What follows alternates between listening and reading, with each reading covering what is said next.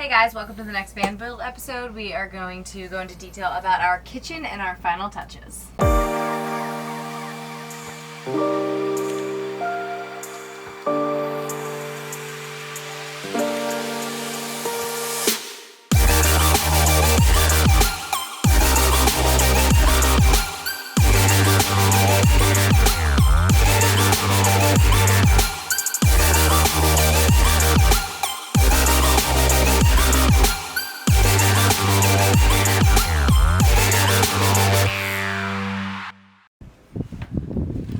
Taylor is currently getting the tiles set up, which are glass tiles from Floor and Decor. And she just cuts me right off. I thought you were going to forget again. No, I don't forget. But right here we put 1/2-inch birch ply, and we're going to use this tile adhesive to get this on place. It's already pre-mixed, so it's going to be relatively easy. And then once we get this on and it dries, we'll be able to put the grout on and finish it up. Gets a little wet. Thanks, Dad, for the table saw.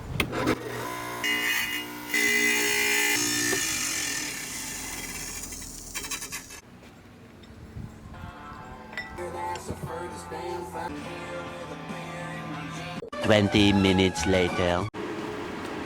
It's coming together. Taylor's doing great work here in this hot, steamy weather. It's raining outside and we are cooking. Taylor is very, very serious right now. Not taking any prisoners.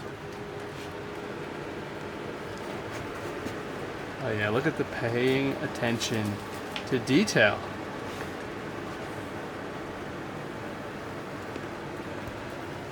Taylor is very serious right now. Sure there's nothing I can help you with?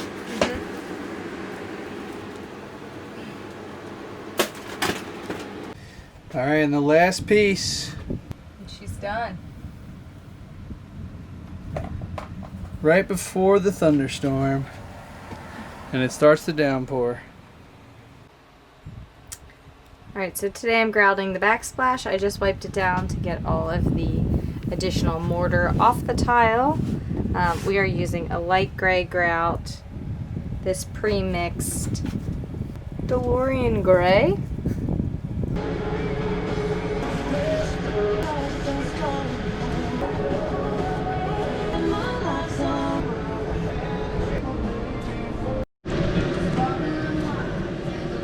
Good morning, guys. Today Kevin is working from the computer, so I am taking the time to finish off our kitchen cabinets while he is out of my way. We made our kitchen cabinets pretty close together because that's the way I wanted them. So because of that, we put them on before we painted them to make sure they all opened properly and that everything worked the way we wanted it to. So today I'm going to take them all off, take them all apart, sand them all down, and then hopefully put a fresh coat of paint on them. Also, I would just like to add in, though we like the way our upper cabinets look, we will be painting the entirety of the bottom cabinets white. That way it's not too much wood. I didn't want it to look like too woodsy. Plus I wanted all the wood to match, sort of. And our flooring's going to be wood, so I just didn't want to overdo it with the natural wood look, so they're going to be white. Also, I would like to note that we recently put some panels on the doors. We wanted to replace the ones that were already on here for ones that looked a little like homier and cuter. Well, when I say we, I mean I. So yeah, what I do recommend, which we did not do, is save all the panels that you take off because it makes a world of a difference and everything is much easier when you have something to go by. Secondly, I recommend doing this door, the slider, before you put in your kitchen. Because we already have our kitchen in, it's pretty much there to stay, and not really sure what we're gonna do about this guy. So, there's my recommendation for that. Okay? Alright, so because I'm going to take these apart and paint them, I am actually going to leave the hinges on, and I'm just going to take the hinges off the actual door. So.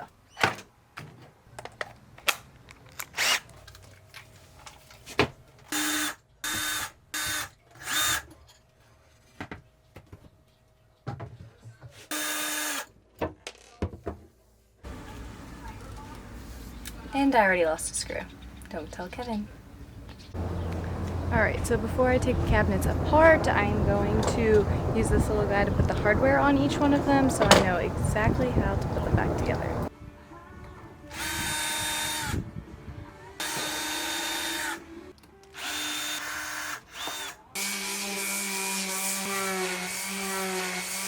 Alright, so like we did with the closet doors, I'm just going to put them back together. I'm going to put some wood glue in between where we routed out for the center panel, and then I am going to use these pocket hole screws to put pocket holes in the back to actually attach them. Wish me luck. Usually Kevin does this part.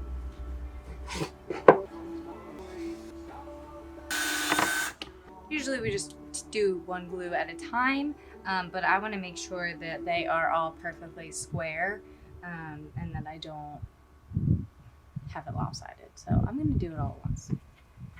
Kevin's probably watching this and dying inside because he's probably scared I'm going to ruin it. In case you're wondering what I'm doing, it already pulled apart, which is what I was afraid of. So I'm going to stick it together with this thing.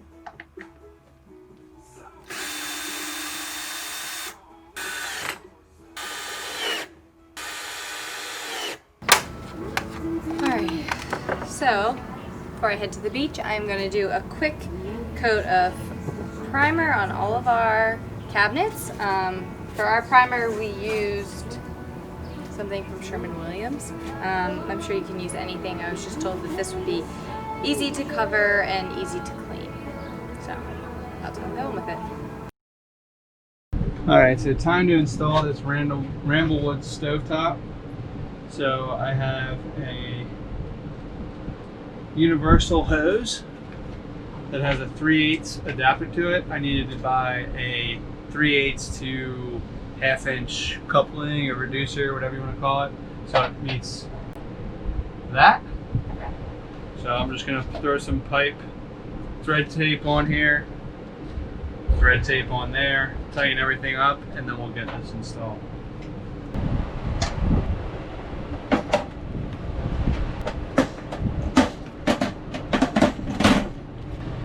Alright, so now I'm just putting on this little cushion, or whatever you want to call it. I don't know. I'm going with cushion around the edge of the cutout, and that'll keep this from rattling, making noise, and secure it in place. I think I realized I should have stuck it on the bottom of this.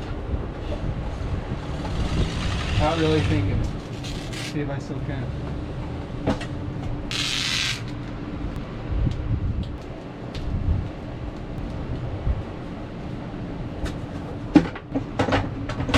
There we go. Alright, so I just put the clips on. It's much easier to put the clips, then you just push it in, and then I'll flip it over, slide it through, and then I'll go underneath and pull these out, and then tighten it down to the cabinet.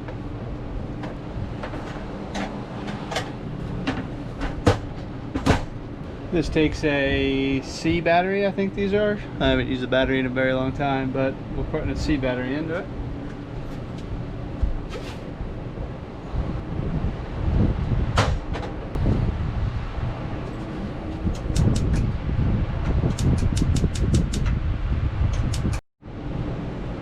So this setup is pretty easy. There's just 4 pieces for each burner. For the small one, it gets the big black top plate, and the big burner gets the small little plate, but it has this piece as well. And this is right there. Really simple. I'm kind of nervous about this rattling around when we drive, but we'll see how it goes. And there it is. It's done. It's a little too easy. Go get the propane tank and see what we can do. So we got the little green propane tanks since they're easier to swap in and out. We can buy a decent amount when we're at like a Walmart or something. And we got the little adapter that goes to the hose. So now I'm just gonna plug this in and see if we can get some, see if we can get a flame. All right, here goes nothing.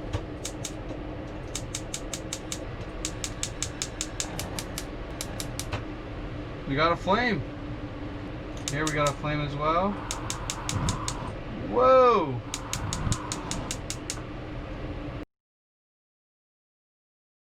In terms of the stovetop gas storage, we have the shelf underneath here. And if you could see through all the stuff, I built a little box. Try and get this in the way for you. I built a little box for the little propane tank, and it's the perfect little size, and it's just enough to slide up and out of this little container. So this drawer up top is about an inch or two shorter than the full length of the cabinet, which gives me room for the hose. And these burners are pretty strong. Here's no problem. Big flame back there. Alright, so the stovetop, when it does burn, there is enough space here with the T-vent. We cooked a couple times over our weekend trip and used this back burner, and I was just feeling the window to make sure it wasn't too hot, and we are good to go. Don't forget, if you're doing propane, to get a carbon monoxide detector, because if you have leaks, you want to know about it. So make sure you're staying safe. We also got a fire extinguisher. God forbid. We just need to figure out where to put that. Alright, so on this side of the backsplash, if you look, we did put a little trim piece just so you couldn't see where the backsplash met the shiplap. So for this side, we kind of wanted it to look the same. So we essentially did the same thing. We added just a piece of, what size is this?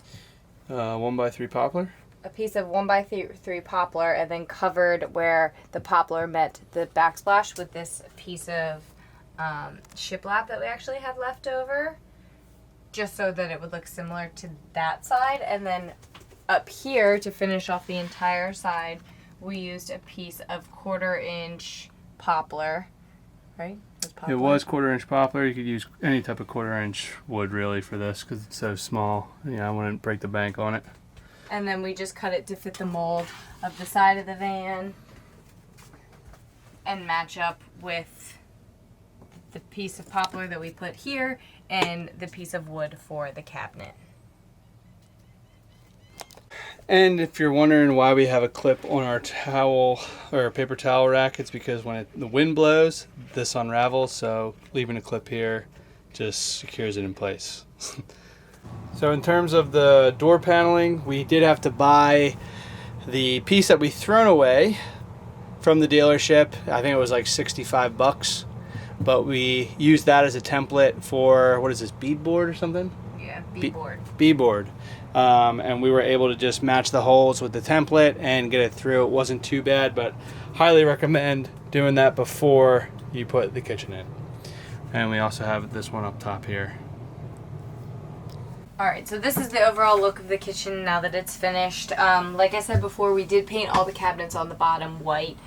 We just didn't want it to look like there was too much natural wood with the floors and the counters.